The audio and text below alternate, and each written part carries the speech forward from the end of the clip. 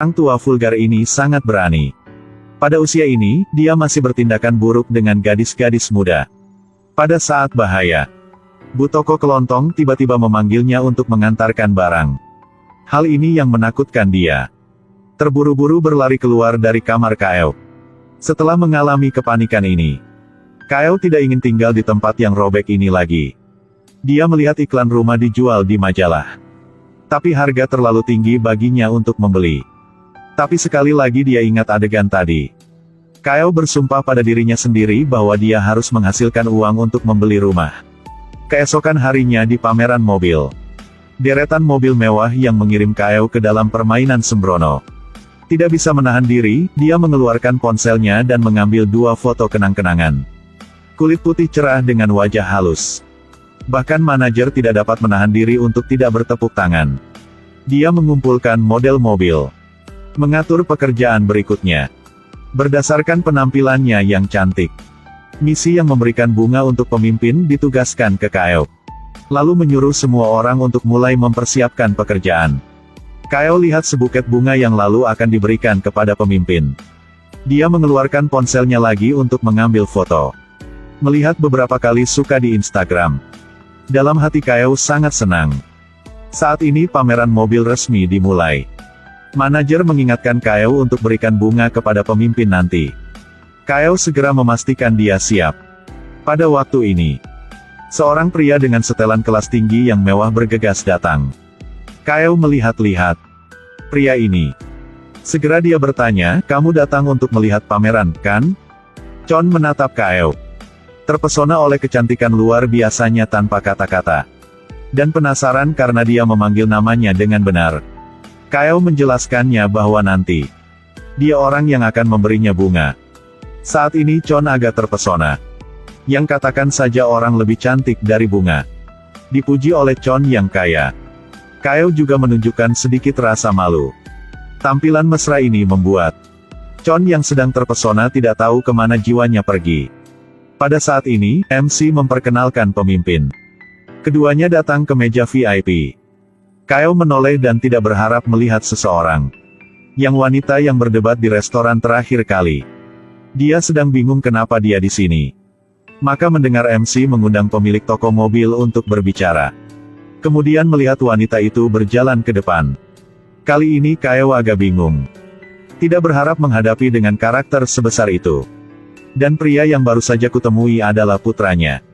Ini membuat pikiran Kaeo sedikit kabur. Chon yang tidak tahu apa-apa tetap tidak lupa. Beri Kaeo tatapan penuh kasih. Tapi sekarang Kaeo sangat bingung. Setelah wanita itu menyelesaikan pidatonya, dia mengundang putranya ke atas panggung. Kaeo juga mengikuti untuk memberikan bunga. Chon masih tenggelam dalam kecantikan. Dan tak lupa untuk melakukan sedikit kontak fisik dengannya. Semua dilihat oleh nyonya itu. Cukup sekali lihat yang dia sadar. Ini gadis yang berdebat dengannya di restoran. Tapi di tempat ramai tidak bisa marah. Bagi Kaeo setelah mengetahui identitas wanita itu. Dia bahkan tidak berani bertindakan apapun. Kaeo menundukkan kepalanya dan tidak berani melihatnya. Setelah memberi bunga, dia buru-buru turun. Setelah mengetahui Chon adalah putra wanita itu. Dia menyerah jalan ini. Dia melangkah di depan mobil mewah. Tapi tidak tahu Chon pada waktu ini sudah jatuh cinta. Sang gadis berdiri di depan mobil mewah. Keindahan tubuh menarik para fotografer. Chon di dekatnya melihat ke arahnya dengan asyik. Ketika keduanya saling memandang. Sang gadis pemalu menundukkan kepalanya. Tampilannya yang imut membuat Chon semakin jatuh cinta padanya. Pada saat ini seorang teman asing datang. Dengan sopan ingin berfoto dengan Kaeo. Melihat dia dan pria itu berkomunikasi dengan lancar dalam bahasa asing.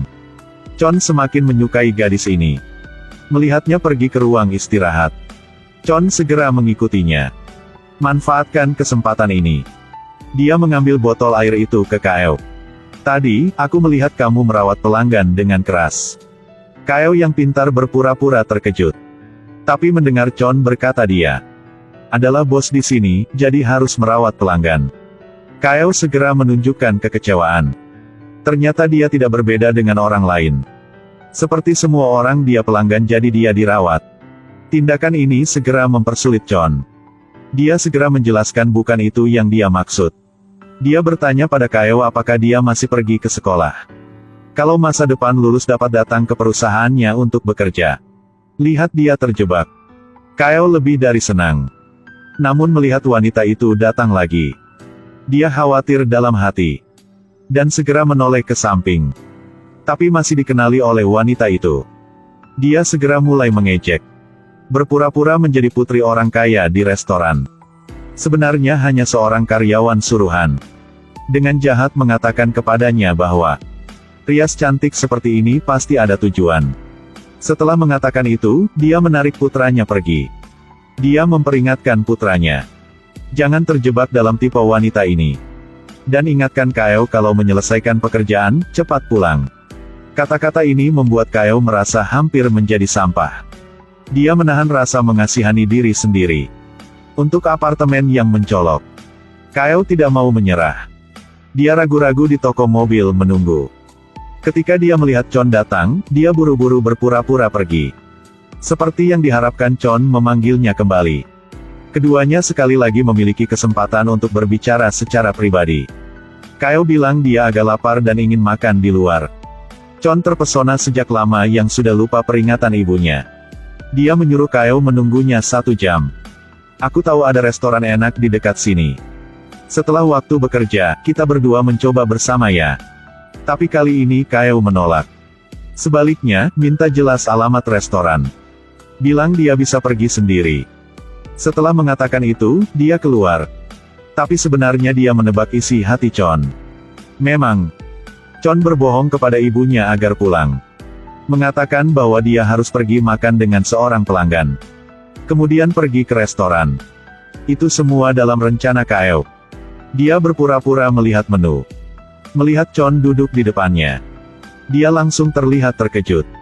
Penasaran bertanya, kenapa kamu di sini?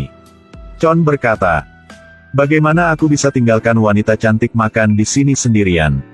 Pada saat ini, ponsel Kaeo memiliki pesan. Ternyata Chon janji untuk bertemu hari ini. Tapi lihat Chon di depannya. Kaeo berpura-pura dia tidak melihat pesannya. Makanan disajikan di atas meja. 2 orang yang elegan mencicipi makanannya. Awalnya pikir hari ini akan menjadi pertemuan yang indah. Tapi mobil putih datang. Badai hujan besar segera datang. Di restoran kelas atas seorang pria dan wanita sedang makan. Penampilan intim duanya. Seperti 2 kekasih yang sedang jatuh cinta. Tapi tiba-tiba seorang gadis cantik masuk. Yang melempar buket bunga di atas meja. Chon mendongak dengan bingung. Dia adalah pacarnya yang sedang belajar di luar negeri di Paris. Dengan kejut bertanya mengapa dia kembali pada waktu ini. Ternyata pacarnya, karena mengucapkan selamat padanya atas pembukaan perusahaan mobil. Terutama kembali dari Paris yang jauh. Tetapi ketika bertemu dengannya, dia melihatnya menggoda gadis lain. Pada saat ini, keinginan untuk hidup meledak. Chon segera mengatakan bahwa Kaeo adalah pelanggannya. Keduanya sedang berbicara tentang pekerjaan. Namun pacarnya lihat Kaeo. Dengan tegas mengatakan bahwa dia tidak bisa membeli mobil di toko. Melihat 2 orang berdebat. Kaeo tahu bahwa kesempatan hari ini untuk menjangkau tuan muda rusak. Tapi dia tidak menyerah. Sebaliknya, dia mencoba meletakkan dompetnya di sudut. Di depan kritik pacarnya. Kaeo berpura-pura tidak adil. Berdiri dan minta maaf padanya. Jangan membuat jarak antara keduanya karena dirinya sendiri. Setelah mengatakan itu, dia keluar. Di sini, pacarnya masih marah dan memarahi. Chon dengan cepat menjadi tenang. Matanya lirikan dompet yang ditinggalkan Kaeo. Bergembiralah di hatinya. Ketika pacarnya tidak memperhatikan. Buru-buru memasukkan dompet ke dalam saku. Lalu menipu pacarnya untuk pulang. Chon tidak sabar untuk mengeluarkan dompet. Memang ada metode kontak Kaeo. Dalam hatinya, mulai memikirkan cara untuk bersamanya. Kaeo di sini mendapatkan keinginannya, tapi dia tidak mau sendirian. Menelepon Chon dan memberitahunya bahwa dia pulang kerja lebih awal.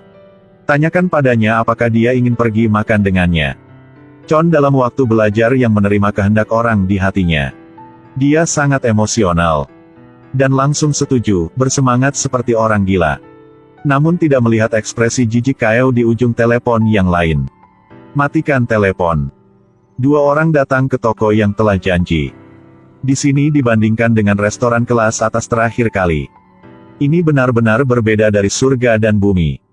Tapi melihat Chon, yang merasa sangat baik, Kyle tidak tega mengecewakannya.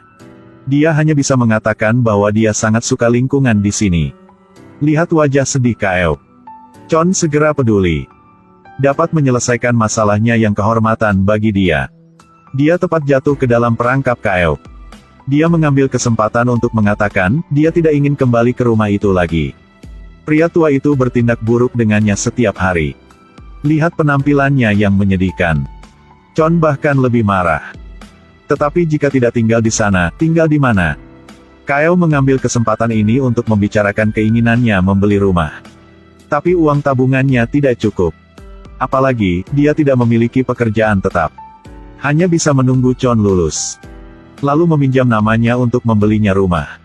Ini sepertinya sudah menjadi tujuan membeli rumah untuk menikah. Tak perlu dikatakan, Chon sangat senang. Langsung setuju. Segera setelah dia lulus, dia akan bekerja keras. Agar cepat membeli rumah untuk Kyle masuk. Hidup bahagia sepertinya ada di depan. Chon sangat emosional. Dia mengeluarkan sebuah kotak dari sakunya.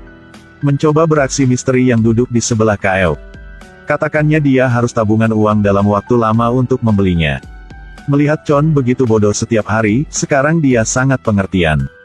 Suasana hati Kyle yang sudah tak gembira juga sedikit lebih bahagia.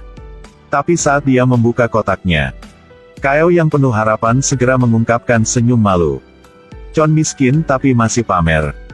Kotak ini memakan waktu setengah tahun dari akumulasinya. Dia mengeluarkan dompet dari kotak. Berpura-pura bahagia. Bilang dia menyukainya. Tepat hari ini dia kehilangan dompetnya. Ini seperti keduanya berdua saling telepati. Chon yang jujur bertanya. Apakah dia kehilangan sesuatu yang penting? Tapi tidak pernah terpikirkan. Itu hanya tipuan orang yang dia cintai untuk memanjat tinggi.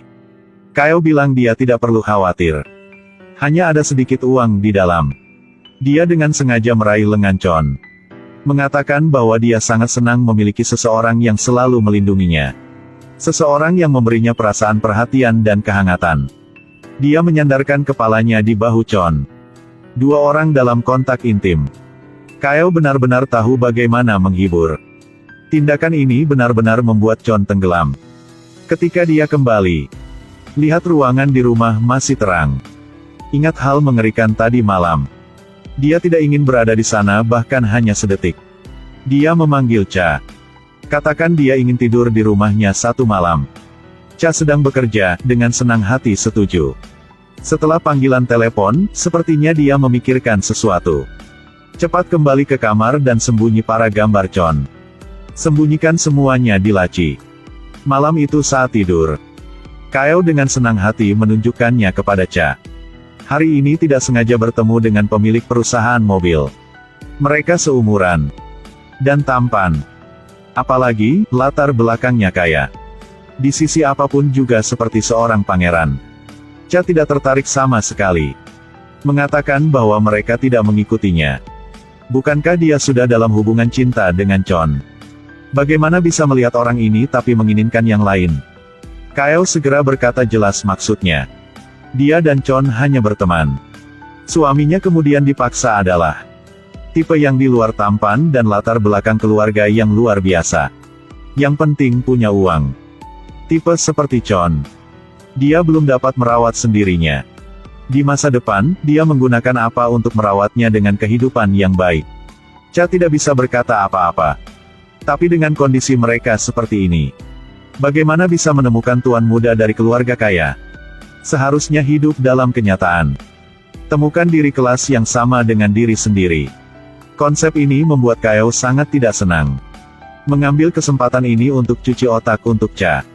Jika mencari seorang pria miskin untuk hidup bersama, maka dia lebih baik mati. Dipaksa untuk menemukan seorang pria kaya untuk meningkatkan kehidupan mereka. Tapi Cha hanya butuh orang baik. Jika tidak punya uang, dapat bersama untuk menghasilkannya. Dua orang berbeda pendapat. Kyle juga malas memperbaiki Cha. Dia melihat ke atas meja tanpa hadiah riasannya. Tanya Cha di mana dia meletakkannya. Ternyata karena terlalu berharga, Cha tak berani menggunakannya. Tapi bagaimana bisa cantik jika tidak menjaga diri sendiri? Kyle mencoba meyakinkan Cha.